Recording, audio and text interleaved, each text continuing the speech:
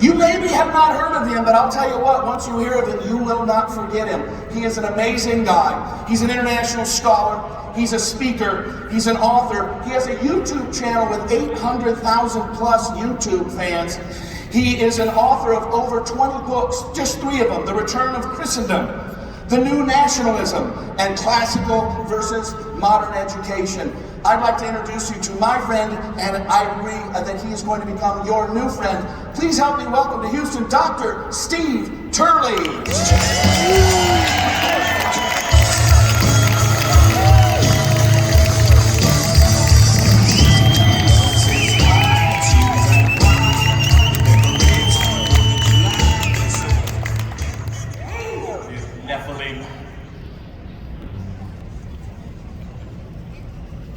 Wow, Houston. This is amazing. Well, there's got to be somebody to start it all off, doesn't there? They're all coming on in. I got to tell you, I woke up this morning and in the hotel, and I think I woke up stunned. I woke up stupefied. It hit me. I'm sharing the stage with 45. I mean, how did that happen? Were they that desperate for a speaker, you know? Wow, that's it. So I owe a huge thanks to AFT and a huge thanks to all of you for making this dream come true. This is absolutely amazing. I'll be back a little bit later on today in the afternoon. We're actually going to be doing a couple of sessions together. If you don't know, I actually come to you through no fault of my own from the land of Delaware. Yeah, I live about 20 minutes away from Brandon's basement. In fact, you know, if you go out on my porch around midday, if it's quiet enough, you can actually hear him snoring. It's really fun. So that's why I'm particularly excited to be here with my fellow patriots in the great free state of Texas.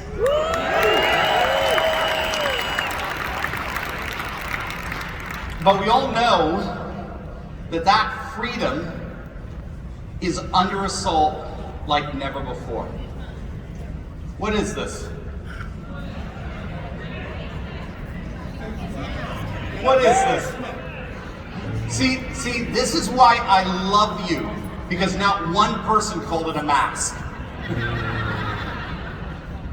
You know this is not a mask, right? This is a muzzle. This is not science. This is silence. And if ever there were a time that silence meant compliance, here it is. And the good news is this is why patriots all over the planet are rising up in defiance of tyranny.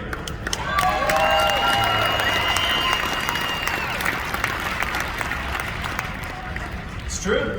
From Pittsburgh to Paris, from Austria to Australia, from Holland to Houston, tens of millions are rising up and declaring for all the world to hear that we are free men, and free men will not be ruled.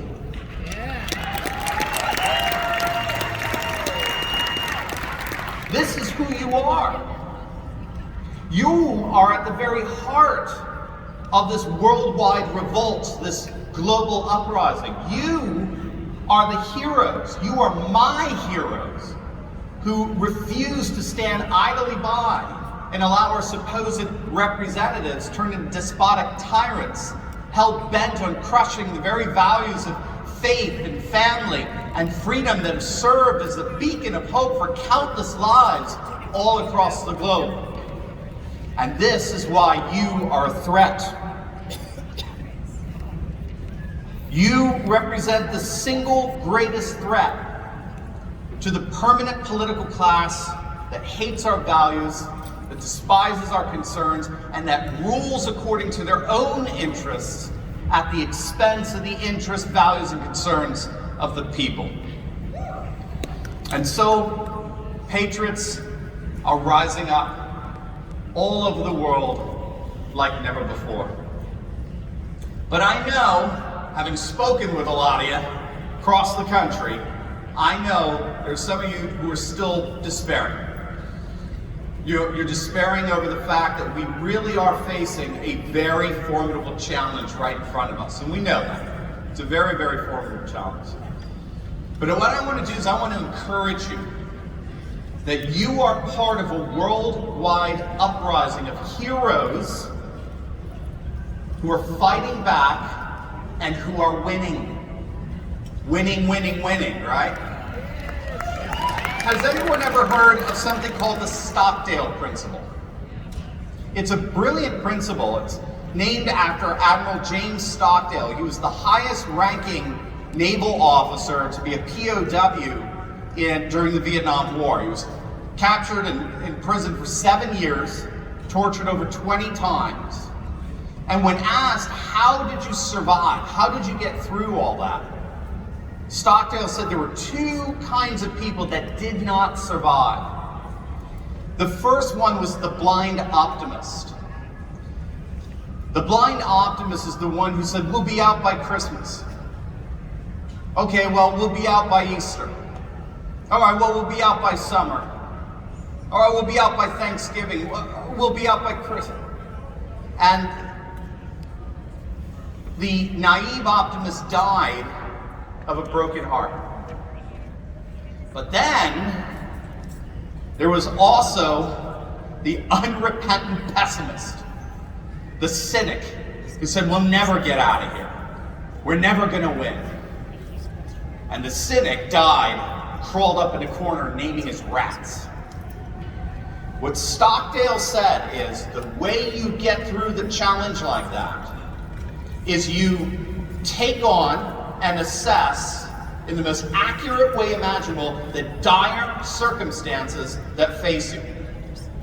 And you never, ever, ever lose hope that you're going to prevail. It's being used in business, it's being used in politics, it's being used all over, the Stockdale Principle. You have to be absolutely honest about the dire nature of the threat you're facing, and you can never, ever, ever lose hope that you are going to prevail. Now, I hear a lot of pessimism sometimes here. And what I want to do is I want to give you the fuel for that hope. Because it's a worldwide hope. It's not just happening here in the United States, or with the trucker convoy in Canada, or the uprising in Australia. It's happening quite literally all over the world. Everywhere we look, faith, family, and freedom are winning. They're rising up like never before. And I want to give you that hope. I want to give you that sense that it is a new world that's rising. You see, scholars believe that the clash we're experiencing right now in our nation is actually a clash of civilizations. If you know the Harvard scholar Sam Huntington, he referred to this, he wrote a book called The Clash of Civilizations. Now he was talking about the global scale, but you also have micro clashes of civilizations. You have a secular, liberal, leftist globalism on the one hand, and a rising, increasing faith, family, and freedom revival on the other. And they're clashing. This is why everything is controversial today. Think about it, everything is controversial. Kindergarten is controversial. Pronouns are controversial. Most college students don't even know what an adverb is, and now they're all arguing over pronouns. I know, I was in the university for 20 years. Pronouns are controversial because everything is controversial. Because the clash right now that we're experiencing is a civilizational clash, and civilizations, by definition, deal with everything.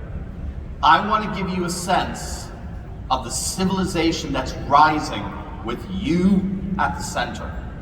Scholars are arguing a new politics is rising, and a new political subject, which is at the heart of any politics, a new political subject is rising right along with it.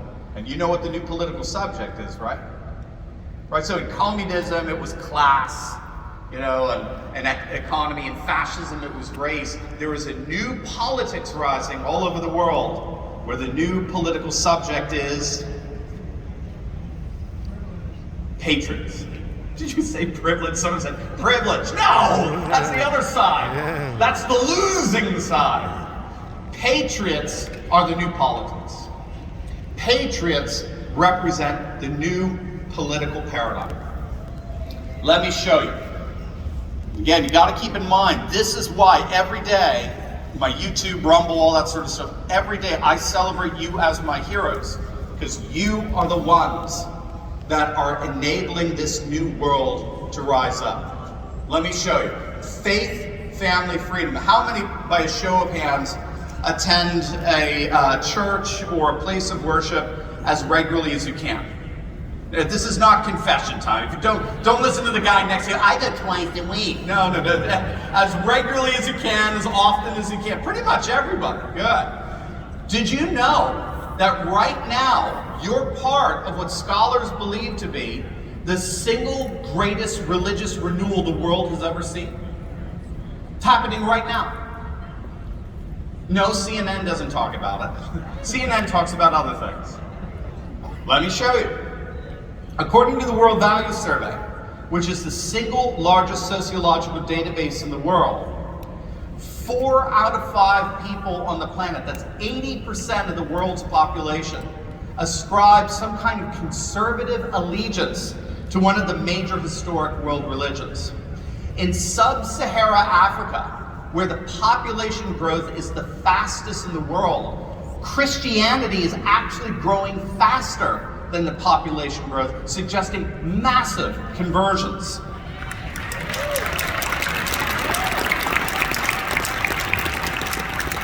China is currently experiencing what may indeed be the single greatest revival in the history of the church. Hungary's government, under Prime Minister Viktor Orban, has declared its commitment to the revitalization of Christian civilization, all the while the president of Poland has formally declared on national television, Jesus Christ as Lord and King over their nation. In Russia, the Orthodox Church has risen to a prominence not seen since the days of the Tsars. When the Soviet Union fell on Christmas Day 1991, there were only about 2,000 functional churches throughout the entire land of Russia. Today, they are approaching upwards of 60,000 functioning churches throughout the entire land. And in South America, Pentecostalism is sweeping throughout the continent at the same time that more Catholics are attending Mass than ever before. Scholars believe we are currently experiencing the single greatest religious renewal the world has ever seen, and you are at the very heart of that renewal.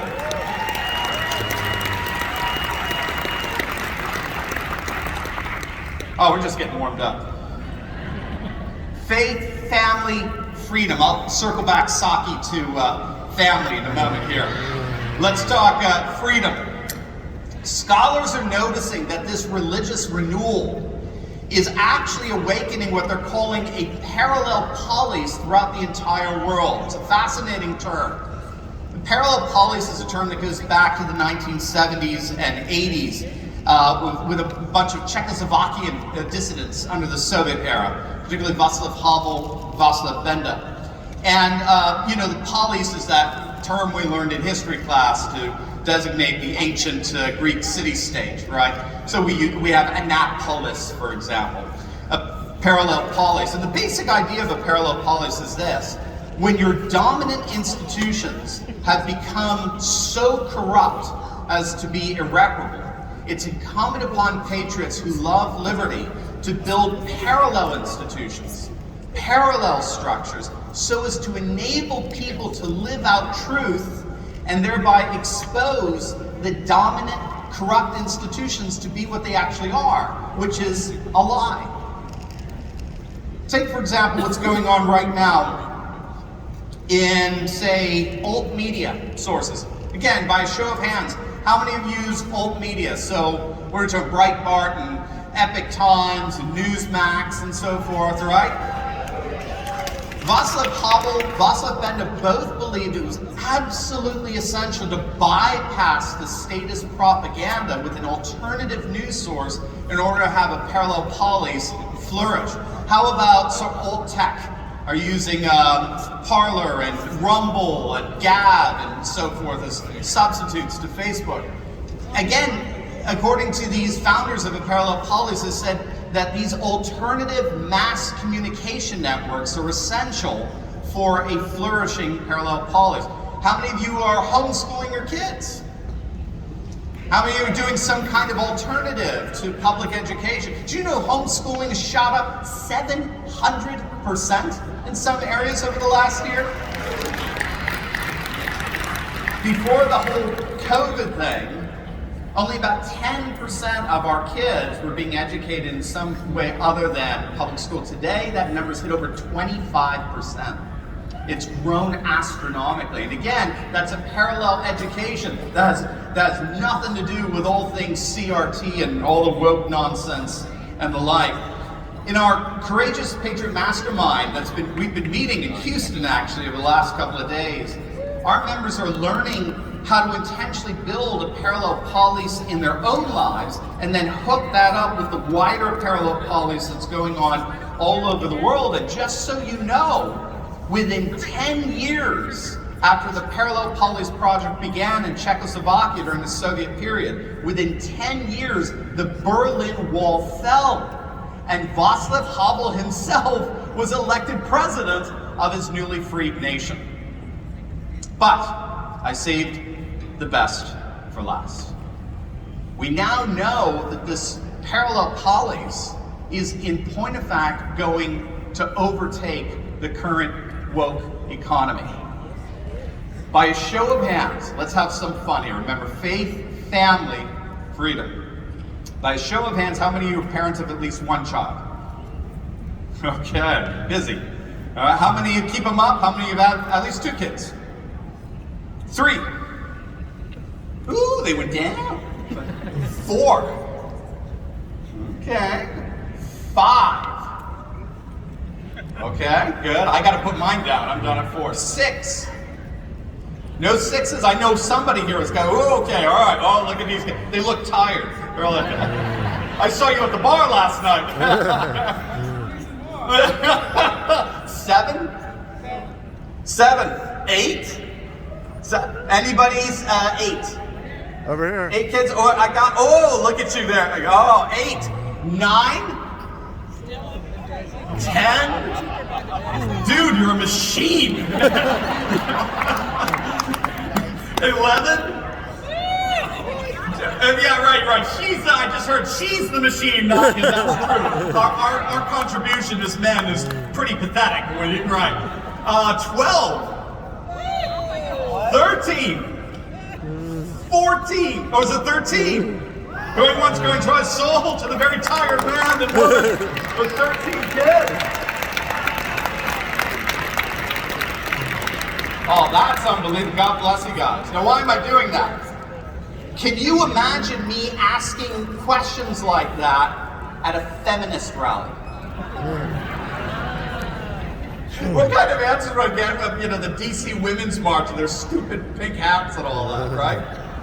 You gotta understand, this is absolutely profound. This is absolutely profound. Scholars are noticing that patriots are having more kids than ever before, but secular woke liberals have basically stopped having kids. Oh, you get it. You know demographics is destiny. You get it. You get it.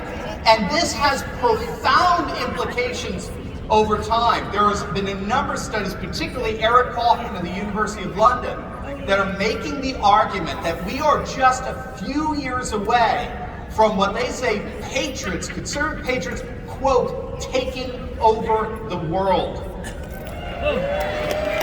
Conservative patriots are poised to take over the world. The bottom line is because we're having kids and they ain't. So for example, evangelical women consistently exemplify a 30% fertility differential from their secular counterparts. Now, a 30% fertility differential is stunning. It has dramatic effects over time in a population that's evenly divided. So you got, say, 50% evangelical, 50% secular liberal.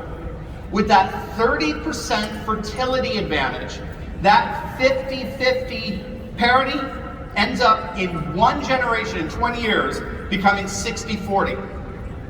In 2 generations, 75-25, and in 10 generations, 99-1. Now I know what some of you are thinking. I know what's that, because I know you. We're buds. I know what some of you are thinking. You're thinking what? Woke don't need to have their own kids. Whose kids are they going to corrupt? Ours, right? And you'll hear that. You'll hear professors actually say things like that. Just wait till I get them. I'll change them. And while they certainly have done a rather gruesome job on some of our kids, no question, the data is in. And it's not what they thought. The data suggests that the more conservative the family, the more children retain that conservatism into adulthood. And the more conservative the family, the more kids. So it's reciprocal. Gen Z is actually the most conservative generation we have on record.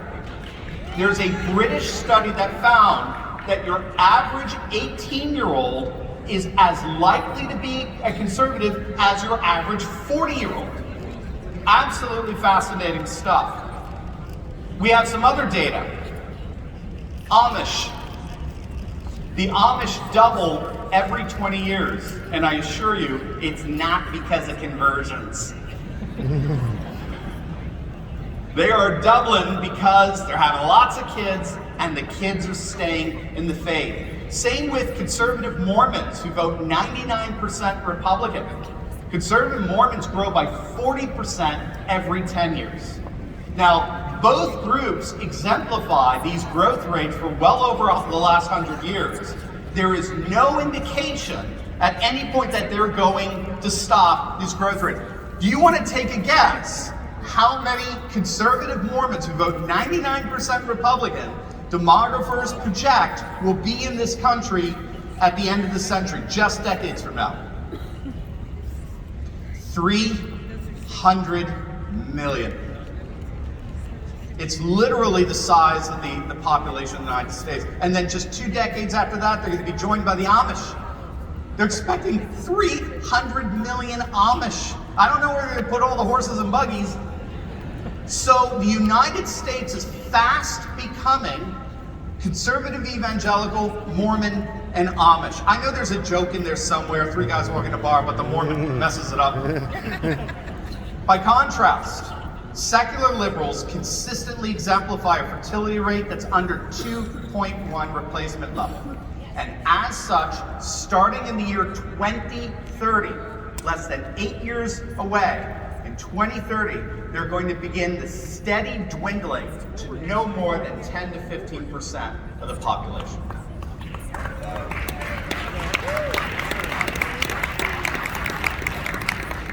You are not Neanderthals. You are not deplorables. You are the future. You are a pro-faith, pro-family, pro-freedom future, and there's absolutely nothing that secular woke leftists can do to stop it.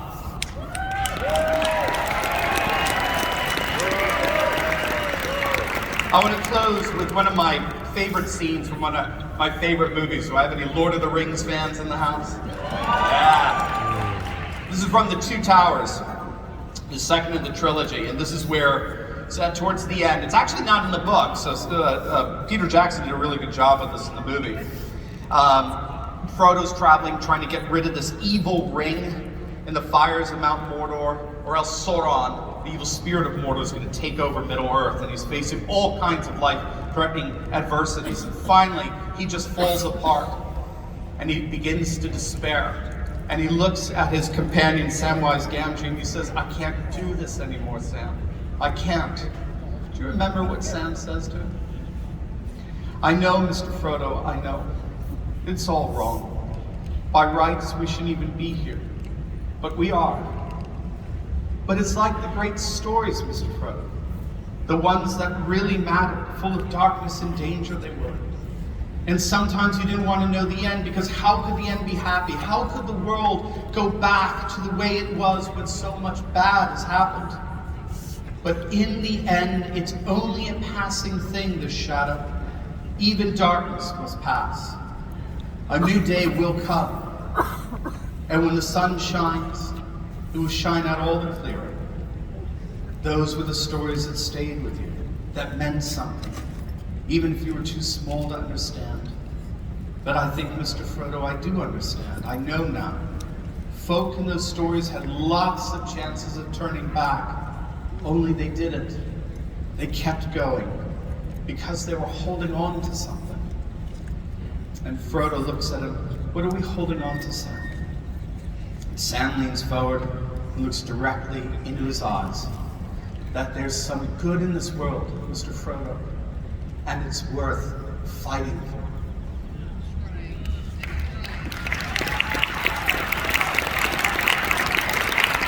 There's some good in this world, and it's worth fighting for.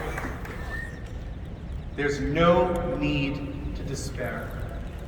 In the end, this shadow, this darkness, is only a passing thing.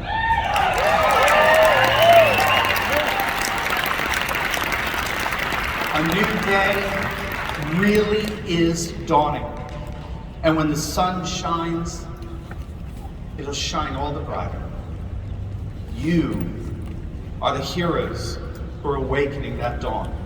Every time you pray, every time you kiss your kids goodnight, every time you hug them and tell them you love them, you're doing far more than expressing personal sentiments. You're fighting for what is good. And you are changing the world. And that, my friends, is why you are my heroes. God bless you.